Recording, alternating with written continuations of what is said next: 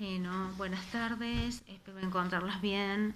En esta oportunidad, chicas, me comunicaba con ustedes para contarles algunas cuestiones relacionadas cómo vamos a seguir trabajando, cómo estamos trabajando en ese documento colaborativo en el cual ustedes están empezando a conocer de qué se trata un trabajo colaborativo genuino y por tanto, si bien no ha salido a la perfección, no era tampoco la intención, pero sí va a capitalizar la experiencia de ustedes en este momento. Les quería contar que en este saber de oficio que hemos visto, ustedes han podido ver que es un saber artesanal, porque tiene esta mixtura, como ya hemos discutido, entre teorías prácticas, experiencia, pero también una gran dosis de creatividad, ¿no? Miren hoy en el marco de la pandemia si esto no se ha hecho una realidad plena, ¿no? La creatividad en el arte de enseñar, ¿no?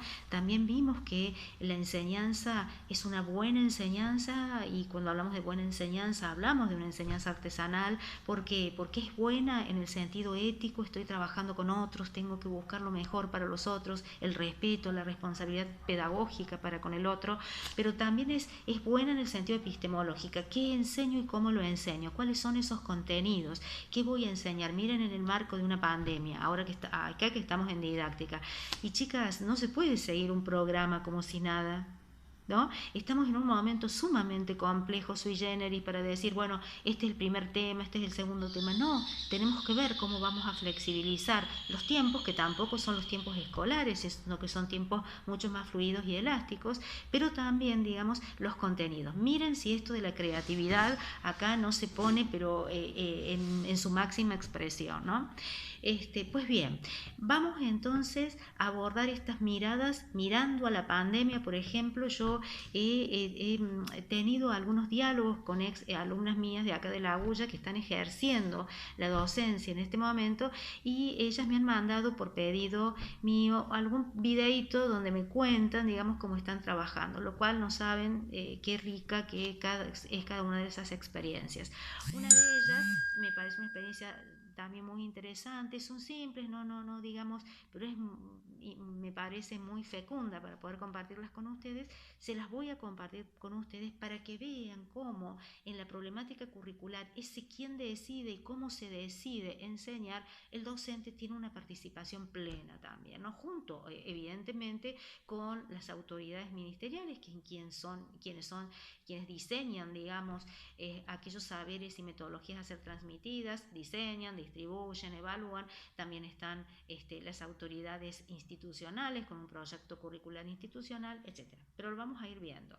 La primera idea, entonces, les pido no confundir currículum con plan de estudio. Generalmente, cuando se habla de currículum escolar, se supone que el currículum es el plan de estudio. El currículum es el plan de estudio, pero es mucho más que un plan de estudio.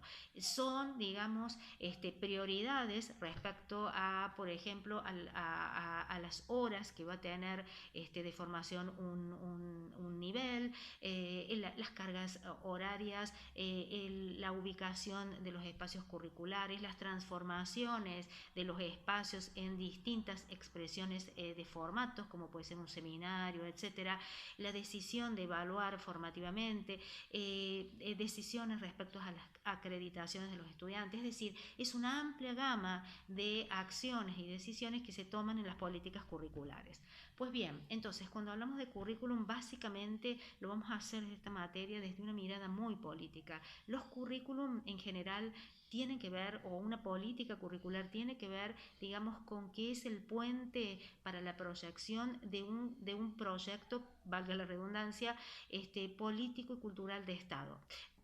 Todo gobierno que viene con una intención de cambiar, para bien o para mal, ¿no? Siempre interviene en la política curricular. Por eso, porque se vehiculiza a través de la política escolar aquellos saberes, aquellas habilidades, aquellas disposiciones que se necesitan, digamos, de los ciudadanos y que la escuela es la encargada de formarlos. Entonces vamos a mirar el currículum como un artefacto, como una herramienta política cultural justamente, digamos, de proyección nacional para todos los niveles del sistema, ¿sí? Pues bien, yo les hice un Genially, que son conceptos que ustedes cuando los vean van a decir, bueno, pero ¿qué es todo esto? Porque justamente van a ir leyendo un poco, otro poco que les voy a ir aclarando. Ahora quiero decirles que algunas cuestiones para que las tengan en claro. Siempre en la política curricular hay una selección. Se seleccionan aquellos saberes, aquellos contenidos que se consideran importantes para ser transmitidos, válidos para ser transmitidos para ese proyecto político-cultural del que les hablo. Por lo tanto, si hay una selección, siempre hay algo que queda fuera. Y ahí hay una primera cuestión que tenemos que mirar. ¿Qué se selecciona? ¿Qué quedó afuera de esa selección? ¿Cómo miramos los profesores esto? ¿Sí?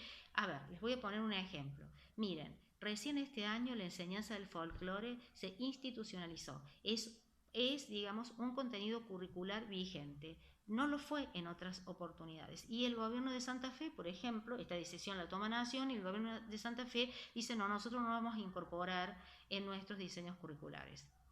Quiere decir que hay saberes que quedan fuera. ¿Por qué quedan fuera? Porque esa selección se determina con criterios de verdad, qué es verdadero y qué no, de utilidad, qué es más útil ser transmitido. Miren, si yo les digo cuántas horas de matemática hay en una escuela y cuántas hay de artes, porque hay un criterio de utilidad que obviamente es absolutamente para examinar, rebatible, que tiene que ver cuán útil es una materia más que otra. Criterios estéticos, ¿no? Que bueno, acá en Córdoba, y ser el cuarteto un contenido curricular o estéticamente, ¿se dan cuenta? Entonces tenemos que estar muy alertas en esa selección. Por eso vamos a abordar algunos conceptos como que hay un currículum prescripto que, bueno, está escrito que hay que enseñar y cómo hay que enseñar, y hay un currículum nulo que tiene que ver con aquello que quedó fuera. ¿Se dan cuenta? Ya vamos a ir trabajando en esos conceptos. Pero también quiero decirles como primeras ideas que esta selección se realiza en 3 instancias. Hay, digamos, una primera instancia que es la instancia nacional con sus agencias, ministerios, secretarías, direcciones, subdirecciones, etcétera, que seleccionan contenidos y metodologías a ser transmitidos.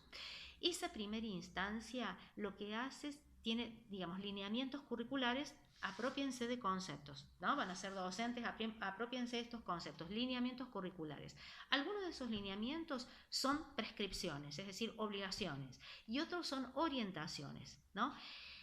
Esos lineamientos están a nivel nacional en la ley 26.206, en los NAP, en resoluciones, en memorándum, en los nuevos NAP. Ahora NAP es núcleos de aprendizajes prioritarios, los vamos a ver tranquilas, pero también hay nuevos NAP ahora que es núcleos de aprendizajes tecnológicos y robóticos, no sé bien, pero a eso tiene desde el año 2019, digamos, a ese contenido están dirigidos.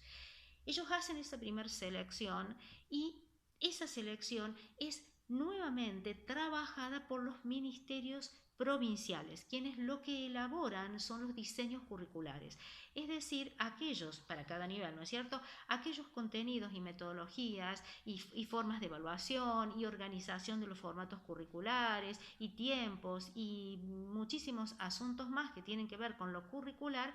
Cada nación, cada provincia, entonces, lo que va a hacer es especificar, miren este concepto, no es directamente aplicar, sino especificar quiere decir que hay un ajuste, hay modificaciones si es necesario, hay transformaciones si es necesario de aquello que es delineado por nación en función al escenario de la propia provincia. ¿Se dan cuenta? Entonces a eso llamamos especificar, cuando se ajusta lo prescriptivo con la realidad. ¿Sí? Hay cosas que no se pueden cambiar, que son prescripciones, que la obligatoriedad de la escuela ahora es hasta el final de la escuela secundaria. Las provincias lo respetan porque es una prescripción de la ley 26.206. Pero hay otras cuestiones que las provincias deciden, ajustan, modifican de acuerdo a sus propias necesidades. ¿Se dan cuenta? Esos diseños curriculares entonces son tomados por cada institución de los distintos niveles y con ellos elaboran sus PCI, que no es lo mismo que el PEI, sino el PCI es el proyecto curricular institucional, y en función a ese proyecto curricular institucional es que los docentes elaboramos nuestras planificaciones anuales y nuestras planificaciones áulicas. Ahora bien, a este proceso se lo conoce didácticamente como instancias de concreción curricular, y yo se las he trabajado así en una especie, se los he narrado verticalmente, pero necesito de ustedes que hagan una mirada horizontal a todo ello. Es decir, cómo la provincia mira lo que hace Nación, la institución mira lo que la provincia delineó como prescriptivo u orientaciones en los diseños curriculares, y el profesor por su parte. Es decir, todos podemos decidir en cuestiones, por supuesto, que se pueden transformar y que se pueden cambiar. Todos podemos, digamos, si yo les decía recién, el currículum nulo es aquello que quedó. Bueno, nosotros podemos plantear en un proyecto curricular, en los contenidos transversales y demás, podemos ver cómo podemos viabilizar eso que quedó fuera y que nos parece en un momento importante para ser transmitido, ¿sí? Hay una autora que dice, y bueno, ¿qué pasa cómo se relacionan estas distintas instancias con lo que se van, con acciones y discursos que se van trabajando? Y muchas veces dicen, se aplica tal cual, ¿no? Esa autora se llama Flavia Terigi y ella plantea hipótesis y dice, bueno, la verdad que muchas veces lo que viene es como que bajara, hay una expresión, se bajó del ministerio, es como que baja y lo aplico. Eso suele suceder. Otras veces, dice ella, la verdad que los profesores ni las instituciones no le dan al currículum ninguna atención, lo disuelven. Por eso ella habla de hipótesis de disolución. Y ella ahí va a tomar esto de la especificación que yo les planteo. Cuando uno decide cómo va a transformar o cómo va a ajustar esas prescripciones y orientaciones al escenario áulico escolar en el cual uno se desarrolla, ¿sí? Por tanto, miren, primero, es esto lo que les quiero transmitir. El currículum entonces tiene que ver con decisiones políticas, en el marco político. Nosotros como profesores también hacemos políticos, en el sentido que decidimos. Estamos hablando de una política obviamente no partidaria, sino política como opción personal de cómo ejercemos nuestra profesión, nuestro oficio, y ese oficio tiene esa responsabilidad pedagógica que me exige decidir para poder respetar las enormes cantidad de condicionamientos y singularidades que tienen los escenarios escolares, ¿sí? Hacia esto vamos. Así que prontito yo les voy a estar enviando, no vamos a hacer como una clase, porque les digo, la programación de la virtualidad es otra, sino estaciones en donde nos vamos a ir parando, viendo qué está trabajando, qué está pasando ahora con toda esta problemática curricular en el marco de la pandemia, las decisiones de los profesores, de los maestros, de la maestra de nivel inicial, como les voy a compartir ese video. En fin, chicas, si yo les diría que la problemática curricular es el lado más político que tiene el trabajo, este oficio docente. Así que bueno, prepárense hacia eso vamos. Espero que estén muy bien y nuevamente insisto, nadie va a quedar fuera de la cursada. Tenemos grupos de WhatsApp, tenemos tanto para conectarnos, así que bueno, adelante. Y los que sí puedan trabajar, quiero refundar el contrato pedagógico con ustedes, decirles que yo soy muy responsable con ustedes, pero necesito esa misma posición de ustedes, ¿no? Que quien tenga la posibilidad de seguir los trabajos en la virtualidad lo siga, porque es también parte de su responsabilidad como estudiante. Así que bueno, les dejo un enorme abrazo y espero que esta enorme pesadilla pase, y por lo pronto creo, así lo siento yo, que estamos muy unidas. Así que bueno, un gusto hablar con ustedes. Hasta luego.